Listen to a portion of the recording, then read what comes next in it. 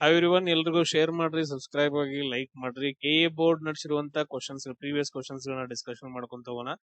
ನೋಡ್ರಿ, ಸೆಟ್ 02 ಮನ್ನೆ ಶಾಸನವು ಯಾವ ರಾಜವಂಶದ ಆರಂಭಿಕ ಇತಿಹಾಸದ ಪ್ರಾಥಮಿಕ ಮೂಲವಾಗೈತೆ ಅಂತಂದೇಳಿ. ಮನ್ನೆ ಶಾಸನ ಇದು ಯಾವ ರಾಜವಂಶದ ಬಗ್ಗೆ ಹೇಳುವಂತ ಶಾಸನವಾಗೈತೆ. ಇದು ಯಾವ್ದಂತಂದ್ರೆ ಪಶ್ಚಿಮ ಗಂಗರು, ಗಂಗ ಅಥವಾ ಗಂಗಾ ವಂಶ ಅಂತ ಹೇಳ್ತೀವಿ. ಗಂಗಾ ವಂಶದ ಸ್ಥಾಪನೆ ಬಗ್ಗೆ ಮತ್ತು ಪ್ರಮುಖ ರಾಜಕೀಯ ಥಿಂಗ್ಸ್ ಗಳ ಬಗ್ಗೆ, ರಾಜರ ಬಗ್ಗೆ ಹೇಳುವಂತಹ ಒಂದು ಶಾಸನವಾಗೈತೆ ಮನ್ನೆ ಶಾಸನ ಅಂತಂದ್ ಹೇಳ್ತೀವಿ. ಇದು ಇವಾಗ ಎಲ್ಲೈತೆ ಅಂದ್ರೆ ಬೆಂಗಳೂರು ಗ್ರಾಮಾಂತರದ ಹತ್ರ ಮಾನಪುರ ಅಂತ ಕರಿತೀವಿ. ಮಾನಪುರ. ಆಮೇಲೆ ನೆಕ್ಸ್ಟ್ ಇನ್ನೊಂದು ಇಂಪಾರ್ಟೆಂಟ್ ಏನಂದ್ರೆ ರಾಷ್ಟ್ರಕೂಟರು ಅಂತ ಬಂದ್ರೆ ಇದು ಮಾನ್ಯಕೇಟ. ಕನ್ಫ್ಯೂಸ್ ಮಾಡ್ಕೊಳಕ್ ಹೋಗ್ಬೇಡ್ರಿ. ಮಾನ್ಯಕೇಟ ಇದು ಗುಲ್ಬರ್ಗಾದಲ್ಲಿ ಬರುವಂತದ್ದು. ಮಾಳ್ಕೇಡ ಅಂತಂದ್ ಹೇಳ್ತೀವಲ್ಲ. ಅದಾದ ನಂತರ ಕದಂಬರು ಬಂದ್ರೆ ತುಂಬಾ ಇಂಪಾರ್ಟೆಂಟ್ ಮೂಲ ಕೇಂದ್ರಗಳು ಯಾವ್ದಂದ್ರೆ ಫಸ್ಟ್ ಬನವಾಸಿ, ಅದಾದ ನಂತರ ನೆಕ್ಸ್ಟ್ ತಾಳಗುಂದ. ಇವು ಇಂಪಾರ್ಟೆಂಟ್ ಆಗ್ತವೆ. ಅದಾದ ನಂತರ ಇವನ್ ಹಲ್ಮಿಡಿ ಶಾಸನ, ಹಲ್ಮಿಡಿ ಪ್ರದೇಶ ಕೂಡ ಇಂಪಾರ್ಟೆಂಟ್. ನೆಕ್ಸ್ಟ್ ನೋಡ್ರಿ, ಹೊಯ್ಸಳರು ಬಂದ್ರ ಇವ್ರದ್ದು ಆರಂಭಿಕ ಕೇಂದ್ರ ಬೇಲೂರು ಅಂತಂದ್ ಹೇಳಿ. ಆಮೇಲೆ ನೆಕ್ಸ್ಟ್ ಏನ್ ಮಾಡ್ತಾರಂದ್ರ ಇವ್ರು ಚೇಂಜ್ ಮಾಡ್ತಾರ ದ್ವಾರ ಸಮುದ್ರಕ್ಕೆ ಕ್ಯಾಪಿಟಲ್. ಹೊಯ್ಸಳರ ರಾಜಧಾನಿ ದ್ವಾರ ಸಮುದ್ರ. ಇಷ್ಟು ಪಾಯಿಂಟ್ಸ್ ಗಳನ್ನ ಇದ್ರಲ್ಲಿ ನೆನ್ಪಿಟ್ಕೊಳ್ರಿ. ನೆಕ್ಸ್ಟ್ ವಿಜಯನಗರದ ಆಡಳಿತದಲ್ಲಿ ನಾಯಕ ವ್ಯವಸ್ಥೆ ಅಂತ ಹೇಳಿ ಬರುತ್ತೆ. ಇದು ಯಾವುದರ ಮಾದರಿ ರೀತಿ ಅಂತ ಕ್ವಶನ್ ಅನ್ನ ಕೇಳಿದ್ರ ಯಾವ್ದು ನಾಯಕ ವ್ಯವಸ್ಥೆ ಅಂತ ಹೇಳಿದ್ರೆ ಇಕ್ತಾ ಪದ್ಧತಿ ಪ್ರಕಾರ. ವಿಜಯನಗರ ಅರಸರು ಮೊದಲೇ ಇಕ್ತಾ ಪದ್ಧತಿ ಏನ್ ನೋಡೋಣ ಮೊದಲು. ದೆಹಲಿ ಸುಲ್ತಾನರ ಕಾಲದಲ್ಲಿ ಇಕ್ತಾ ಪದ್ಧತಿ ಅಂತ ಹೇಳಿ ಬರುತ್ತೆ. ಸೇಮ್ ಅದೇ ರೀತಿಯಾಗಿ ಇಲ್ಲಿ ನಾಯಕ ವ್ಯವಸ್ಥೆಯನ್ನ ಸ್ಟಾರ್ಟ್ ಮಾಡ್ತಾರೆ. ಇದೇನಂತಂದ್ ಹೇಳಿದ್ರೆ ದೆಹಲಿ ಸುಲ್ತಾನರ ಕಾಲದಲ್ಲಿ, ಅದು ಕೂಡ ಇಲ್ತಮಿಶ್ ಕಾಲದೊಳಗಡೆ. ಇಲ್ತಮಿಶ್ ಇದ್ದವನು ಇಕ್ತಾ ಪದ್ಧತಿಯನ್ನ ಜಾರಿಗೆ ತಗೊಂಡ್ ಬರ್ತಾನ. ಇದ್ರ ಪ್ರಕಾರ ಏನಂತಂದ್ ಹೇಳಿದ್ರ ಸೈನಿಕ ಅಧಿಕಾರಿಗಳಿಗೆ ಭೂಮಿಯನ್ನ ನೀಡೋದು. ಸೈನಿಕ ಅಧಿಕಾರಿಗಳಿಗೆ ಭೂಮಿಗಳನ್ನ ನೀಡ್ಬೇಕು. ಸೊ ಅದಕ್ಕೋಸ್ಕರ ಇನ್ನೊಂದೇನಂದ್ರೆ ಲ್ಯಾಂಡ್ ರೆವೆನ್ಯೂ. ಸೊ ರೆವೆನ್ಯೂ ಅನ್ನ ಕಲೆಕ್ಟ್ ಮಾಡೋದು. ಇದೇನಂತಂದ್ರೆ ಇಕ್ತಾ ವ್ಯವಸ್ಥೆ ಅಂತ ಹೇಳಿ ಬರುತ್ತೆ ಒಂದ್ರೊಳಗಡೆ. ಸೇಮ್ ಅದೇ ತರ ವಿಜಯನಗರದಲ್ಲಿ ನಾಯಕ್ ವ್ಯವಸ್ಥೆ ಅಂತ ಹೇಳ್ತೀವಿ. ಅದನ್ನ ಏನಂತ ಕರಿತೀವಿ ಅಂದ್ರೆ ನಾಯಕ್ ವ್ಯವಸ್ಥೆ ಅಂತ ಹೇಳಿ. ನೆಕ್ಸ್ಟ್ ನೋಡ್ರಿ, ಚೋಳರ ಗ್ರಾಮ ಸ್ವಾಯತ್ತತೆ ಬಗ್ಗೆ ಹೇಳುವಂತಹ ಒಂದು ಶಾಸನ ಬರುತ್ತೆ. ಅದನ್ನ ಒಂದನೇ ಪರಾಂತಕ ಚೋಳ ಇದ್ದವನ್ ಏನ್ ಮಾಡ್ತಾನ ಅಂದ್ರೆ ಅದನ್ನ ಹೊರಡಿಸ್ತಾನ. ಆ ಶಾಸನವನ್ನ, ಅದನ್ನ ನಾವು ಉತ್ತರ ಮೇರೂರು ಶಾಸನ ಅಂತ ಕರಿತೀವಿ. ಏನಂತ ಕರಿತೀವಿ? ಉತ್ತರ ಮೇರೂರು ಶಾಸನ. ಇದು ಹೆಂಗಂತಂದ್ ಹೇಳಿದ್ರ ಆ ಗ್ರಾಮದ ಆಡಳಿತ ಮತ್ತು ಅಲ್ಲಿ ಹೆಂಗ್ ಚುನಾವಣೆ ನಡೆಯುತ್ತ ಅನ್ನೋದ್ರ ಬಗ್ಗೆ ಹೇಳುತ್ತೆ. ಇದು ಅಂದ್ರೆ ಗ್ರಾಮ ಪಂಚಾಯತಿ ಬಗ್ಗೆ ಹೇಳುವಂತ ಒಂದು ಶಾಸನ ಉತ್ತರ ಮೇರೂರು ಶಾಸನ ಅಂತಂದೇಳಿ. ಸ್ಥಳೀಯ ಸರ್ಕಾರ, ಹೆಂಗ್ ನಡೀತ, ಸ್ಥಳೀಯ ಸ್ವಯಂ ಆಡಳಿತ ಹೆಂಗ್ ನಡೆಯುತ್ತೆ ಅಂತಂದೇಳಿ. ಆಮೇಲೆ ನೆಕ್ಸ್ಟ್ ಮನ್ಸಬ್ದಾರಿ ಸಿಸ್ಟಮ್ ಅಂತಂದ್ ಹೇಳಿದ್ರೆ ಇದು ಮೊಘಲರ ಕಾಲದಲ್ಲಿ ಬರುತ್ತ. ಸಿಂಪಲ್ ಆಗಿ ಹೇಳ್ಬೇಕಂತಂದ್ ಹೇಳಿದ್ರೆ ಆಡಳಿತದಲ್ಲಿ ಸೈನಿಕರ ಶ್ರೇಣಿ ಬರುತ್ತ. ಅಧಿಕಾರಿಗಳ ಶ್ರೇಣಿಯ ಬಗ್ಗೆ ಹೇಳುವಂತದ್ದು ಮನ್ಸಬ್ದಾರಿ. ಇದನ್ನ ಅಕ್ಬರ್ ಸ್ಟಾರ್ಟ್ ಮಾಡ್ತಾನೆ. ಯಾವಾಗ ಸ್ಟಾರ್ಟ್ ಮಾಡ್ತಾನೆ? 1571ರಲ್ಲಿ. ಈ ಪಾಯಿಂಟ್ಸ್ ಗಳು ತುಂಬಾ ಇಂಪಾರ್ಟೆಂಟ್ ಆಗ್ತಾವ, ಅವುಗಳು ನೆನ್ಪಿಟ್ಕೊಳ್ರಿ. ನೆಕ್ಸ್ಟ್ ನೋಡ್ರಿ, ಲಕ್ಕುಂಡಿ ಉತ್ಸವ ಯಾವ ರಾಜವಂಶದ ವಾಸ್ತುಶಿಲ್ಪದ ಪರಂಪರೆಯನ್ನ ಆಚರಣೆ ಮಾಡುತ್ತಂತಂದೇಳಿ ಕಲ್ಯಾಣ ಚಾಲುಕ್ಯರ ವಾಸ್ತುಶಿಲ್ಪದ ಬಗ್ಗೆ ಹೇಳುವಂತದ್ದು ತುಂಬಾ ಇಂಪಾರ್ಟೆಂಟ್. ಲಕ್ಕುಂಡಿ ಒಳಗಡೆ ಒಂದು ದೇವಸ್ಥಾನ ಬರುತ್ತಾ, ಅದರ ಹೆಸರೇನು? ಕಾಶಿ ವಿಶ್ವೇಶ್ವರಯ್ಯ ದೇವಸ್ಥಾನ. ತುಂಬಾ ಫೇಮಸ್. ಕಾಶಿ ವಿಶ್ವೇಶ್ವರಯ್ಯ ದೇವಸ್ಥಾನ ಫೇಮಸ್ ಆಗೈತೆ. ಇಲ್ಲಿ ಲಕ್ಕುಂಡಿ ಉತ್ಸವ ನಡೆಯುತ್ತೆ. ಕ್ಲಿಯರ್. ಅದಾದ ನಂತರ ಬಾದಾಮಿ ಚಾಲುಕ್ಯರು ಬಂದ್ರ ಅವರು ವಾಸ್ತುಶಿಲ್ಪದ ಬಗ್ಗೆ ಹೇಳುವಂತ ನಗರಗಳು ಯಾವ್ಯಾವ ಅಂತಂದ್ ಹೇಳಿದ್ರೆ ಐಹೊಳೆ ಮತ್ತು ಪಟ್ಟದಕಲ್ಲು. ನೆನ್ಪಿಟ್ಕೊಡ್ರಿ. ಐಹೊಳೆ ಪಟ್ಟದಕಲ್ಲದ ಬಗ್ಗೆ ಈಗ ನಾನು ಎಕ್ಸ್ಪ್ಲೇನ್ ಕೊಡ್ತೀನಿ ನಿಮ್ಗ. ನೆಕ್ಸ್ಟ್ ರಾಷ್ಟ್ರಕೂಟರು ಬಂದ್ರು ಅಂತಂದ್ ಹೇಳಿದ್ರೆ ಇವ್ರಿಗೆ ಬರುವಂತ ಥಿಂಗ್ಸ್ ಗಳು ಎಲ್ಲೋರ ಥಿಂಗ್ಸ್ ಗಳು, ಎಲ್ಲೋರ ಗುಹೆಗಳು. ಅದರಲ್ಲಿ ಏನಂತಂದ್ ಹೇಳಿದ್ರೆ ಇಂಪಾರ್ಟೆಂಟ್ ಕೈಲಾಸನಾಥ ದೇವಾಲಯ. ಇದನ್ನ ಯಾರು ಕಟ್ಟಿಸ್ತಾರ ಅಂತಂದ್ ಹೇಳಿದ್ರೆ ಒಂದನೇ ಕೃಷ್ಣ ಇದ್ದವನು ಕೈಲಾಸನಾಥ ದೇವಾಲಯವನ್ನ ಕಟ್ಟಿಸ್ತಾರ. ಅದಾದ ನಂತರ ವಿಜಯನಗರ ಬಂದ್ರೆ ತುಂಬಾ ಇಂಪಾರ್ಟೆಂಟ್ ಹಂಪಿ. ಇಲ್ಲಿ ವಿಜಯ ವಿಠಲ ದೇವಾಲಯ ಅಂತಂದ್ ಹೇಳ್ತೀವಿ, ಅಥವಾ ವಿರೂಪಾಕ್ಷ ದೇವಾಲಯ ತುಂಬಾ ಇಂಪಾರ್ಟೆಂಟ್. ನೋಡ್ರಿ, ಪಟ್ಟದಕಲ್ಲು ತುಂಬಾ ಇಂಪಾರ್ಟೆಂಟ್.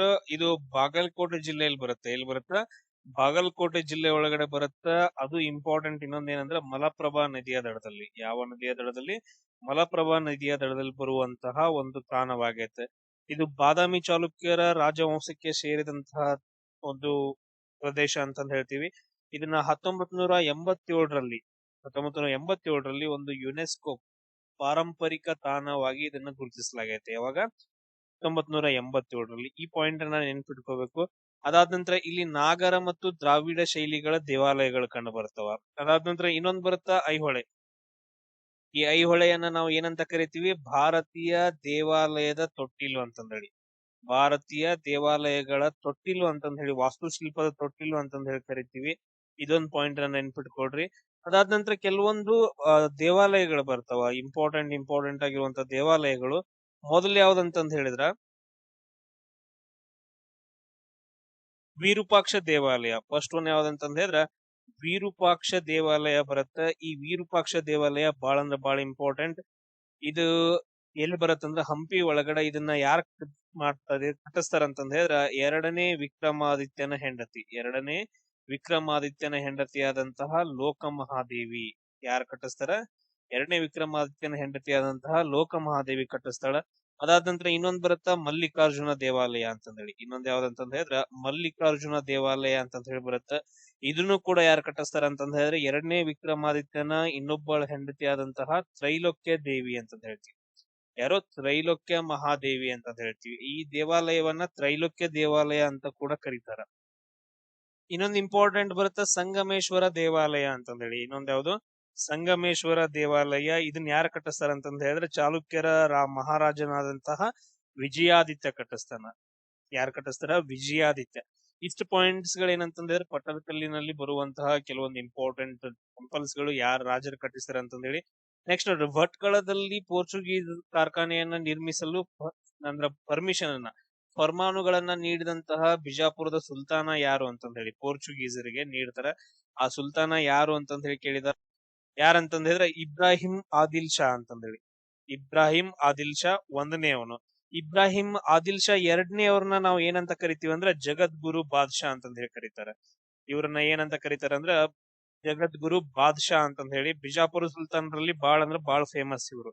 ಯೂಸುಫ್ ಆದಿಲ್ ಶಾ. ಇಲ್ಲಿ ಇನ್ನೊಂದ್ ಬರುತ್ತೆ ನೋಡ್ರಿ, ಯೂಸುಫ್ ಆದಿಲ್ ಶಾ. ಬಿಜಾಪುರ ಸುಲ್ತಾನರ ಸ್ಥಾಪಕ ಯಾರಂತ ಕೇಳಿದ್ರ ಯೂಸುಫ್ ಆದಿಲ್ ಶಾ ಅಂತಂದ್ ಹೇಳ್ತೀವಿ. ಇದು ಇಂಪಾರ್ಟೆಂಟ್. ಆಮೇಲೆ ಇನ್ನೊಂದ್ ಬರುತ್ತೆ ನೋಡ್ರಿ, ಅಲಿ ಆದಿಲ್ ಶಾ ಒನ್ ಅಂತಂದ್ ಹೇಳಿ. ಒಂದನೇ ಅಲಿ ಆದಿಲ್ ಶಾ ಅಂತಂದ್ ಹೇಳಿ. ಇವರು ತಾಳಿಕೋಟೆ ಯುದ್ಧ ನಡೆಯುವಾಗ, ಯಾವ್ದು ಯುದ್ಧ ನಡೆಯುವಾಗ? ತಾಳಿಕೋಟೆ ಯುದ್ಧ ನಡೆಯುವಾಗ ಬಿಜಾಪುರ ಸುಲ್ತಾನ ಯಾರಾಗಿದ್ರ ಅಂದ್ರ ಅಲಿ ಆದಿಲ್ ಶಾ ಆಗಿರ್ತಾರ. ಆಮೇಲೆ ತಾಳಿಕೋಟೆ ಯುದ್ಧ ಯಾವಾಗ ನಡೀತು ಅನ್ನೋದನ್ನ ನೀವು ನಂಗೆ ಕಮೆಂಟ್ ಅನ್ನ ಹಾಕ್ಬೇಕು. ಇದ್ ನೋಡ್ರಿ, ಪೋರ್ಚುಗೀಸರಿಗೆ ಭಟ್ಕಳವನ್ನ ಕಾರ್ಖಾನೆ ನಿರ್ಮಿಸಲು ಕೊಟ್ಟಂತಹ ರಾಜ ಇಬ್ರಾಹಿಂ ಆದಿಲ್ ಶಾ ಅಂತಂದ್ ಹೇಳ್ತೀವಿ. ಅದಾದ ನಂತರ ನೆಕ್ಸ್ಟ್ ಕ್ವಶನ್ ನೋಡ್ರಿ, ಶಿರ್ಸಿ ಮತ್ತು ಸಿದ್ದಾಪುರ 1930 ಅರಣ್ಯ ಸತ್ಯಾಗ್ರಹ ನಡೆಯುತ್ತ ಯಾಕಂತಂದ್ ಹೇಳಿ. ಶಿರ್ಸಿ ಮತ್ತು ಸಿದ್ದಾಪುರದಲ್ಲಿ 1930 ಅರಣ್ಯ ಸತ್ಯಾಗ್ರಹ. ರೀಸನ್ ಏನಂತಂದ್ ಹೇಳಿದ್ರೆ ಅವರಿಗೆ ಅರಣ್ಯದ ಮೇಲೆ ನಿರ್ಬಂಧಗಳನ್ನ ಮತ್ತು ಅತಿಯಾದ ತೆರಿಗೆಯನ್ನ ಹಾಕಿರೋದ್ರಿಂದ. ಅತಿಯಾದ ತೆರಿಗೆ ಹಾಕಿರೋದ್ರಿಂದ ಇದ್ ನೋಡ್ರಿ.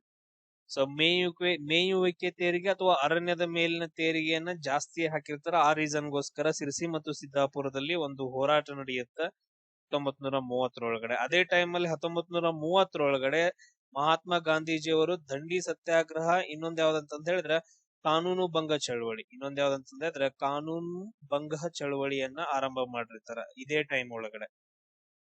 ನೆಕ್ಸ್ಟ್ ನೋಡ್ರಿ, ಕವಿರಾಜ ಮಾರ್ಗವು ಕನ್ನಡ ಮಾತನಾಡುವ ಪ್ರದೇಶವು ಎಲ್ಲಿಂದ ಎಲ್ಲಿವರೆಗೂ ವಿಸ್ತರಿಸಿದೆ ಅಂತಂದ್ ಕೇಳಿದಾರೆ. ಎಲ್ಲಿಂದ ಎಲ್ಲಿವರೆಗೂ ಅಂತಂದ್ ಹೇಳಿದ್ರೆ ಕಾವೇರಿಯಿಂದ ಗೋದಾವರಿ ಅಥವಾ ಗೋದಾವರಿಯಿಂದ ಕಾವೇರಿವರೆಗೂ ಅಂತಂದ್ ಹೇಳಿ. ಇದನ್ನ ಹೇಳಿದವ್ರು ಯಾರಂತಂದ್ ಹೇಳಿದ್ರೆ ಕವಿರಾಜ ಮಾರ್ಗದಲ್ಲಿ ಯಾರು ಹೇಳ್ತಾರ? ಶ್ರೀ ವಿಜಯ ಹೇಳ್ತಾನ. ಶ್ರೀ ವಿಜಯ ಯಾರು ಅಂತಂದ್ ಹೇಳಿದ್ರ ರಾಷ್ಟ್ರಕೂಟರ ನೃಪತುಂಗನ ಆಸ್ಥಾನದಲ್ಲಿ, ಅಂದ್ರೆ ಅಮೋಘ ವರ್ಷ ಬರ್ತಾ ಗೊತ್ತಲ್ಲ, ಅವನ ನೃಪತುಂಗನ ಆಸ್ಥಾನದಲ್ಲಿ ಇದ್ದಂತಹ ಒಬ್ಬ ಕವಿ ಶ್ರೀ ವಿಜಯ ಅಂತಂದ್ ಹೇಳ್ತೀವಿ. ಇದ್ರೊಳಗಡೆ ಕಾವೇರಿಯಿಂದ ಗೋದಾವರಿವರೆಗೂ ಕನ್ನಡ ನಾಡು ಹಬ್ಬಿತ್ತು ಅಂತಂದ್ ಹೇಳಿ ಹೇಳ್ತಾರ. ನೆಕ್ಸ್ಟ್ ನೋಡ್ರಿ, ಇನ್ನೊಂದು ತುಂಬಾ ಇಂಪಾರ್ಟೆಂಟ್, ಗೋದಾವರಿ ನದಿ. ಗೋದಾವರಿ ನದಿ ಎಲ್ಲಿ ಹುಟ್ಟುತ್ತೆ ಅಂತಂದ್ ಹೇಳಿದ್ರ ತ್ರಯಂಬಕೇಶ್ವರದಲ್ಲಿ ಹುಟ್ಟುತ್ತೆ. ಎಲ್ಲಪ್ಪಾ ಅಂತಂದ್ರೆ ತ್ರಯಂಬಕದಲ್ಲಿ ಹುಟ್ಟುತ್ತೆ. ಅಲ್ಲೊಂದು ದೇವಾಲಯ ಐತೆ, ತ್ರಯಂಬಕೇಶ್ವರ ದೇವಾಲಯ. ಅದು ಶಿವನಿಗೆ ಸಂಬಂಧಪಟ್ಟಿದ್ದು. ಅದಾದ ನಂತರ ಗೋದಾವರಿ ನದಿ ದಡದಲ್ಲಿ ಒಂದು ನಾಸಿಕ್ ಅನ್ನೋ ಒಂದು ಸಿಟಿ ಬರುತ್ತೆ. ನಾಸಿಕ್ ಇದು ಮಿಲಿಟರಿಗೂ ತುಂಬಾ ಇಂಪಾರ್ಟೆಂಟ್. ಅಲ್ಲಿ ಟ್ರೈನಿಂಗ್ ಅಕಾಡೆಮಿ ಐತೆ ಇಂಡಿಯನ್ ಆರ್ಮಿದು. ಅದ್ರ ಜೊತೆಗೆ ನಾಸಿಕ್ ಒಳಗಡೆ 12 ವರ್ಷಕ್ಕೊಮ್ಮೆ ಕುಂಭಮೇಳ ಕೂಡ ನಡೆಯುತ್ತೆ. ಏನ್ ನಡೆಯುತ್ತೆ? ಕುಂಭಮೇಳ. ಈ 4 ಪ್ರದೇಶಗಳಲ್ಲಿ ಕುಂಭಮೇಳ ನಡೆಯುತ್ತೆ. ರೀಸನ್ ಏನಂತಂದ್ ಹೇಳಿದ್ರ ಹಿಂದಿನ ಕಾಲದೊಳಗಡೆ ಸಮುದ್ರ ಮಂಥನ ಮಾಡ್ತಿರ್ತಾರಲ್ಲ, ಆ ಟೈಮಲ್ಲಿ ಏನ್ ಸಿಕ್ಕಿರುತ್ತೆ? ಅಮೃತ ಸಿಕ್ಕಿರುತ್ತೆ. ಅದನ್ನ ಗರುಡ ಮಹಾರಾಜ ತಗೊಂಡ್ ಹೋಗ್ತಿರ್ತಾನ. ಅದ್ರಲ್ಲಿ 4 ಹನಿಗಳು ಬೀಳ್ತಾವ. ಆ 4 ಹನಿಗಳು ಬಿದ್ದಂತ ಸ್ಥಳದಲ್ಲಿ ಕುಂಭಮೇಳ ನಡೆಸ್ತಾರ. ಅದೇ ಏನಂತಂದ್ ಹೇಳಿದ್ರೆ ಇವಾಗ ನಡೆಸೋದು ನಾಸಿಕ್.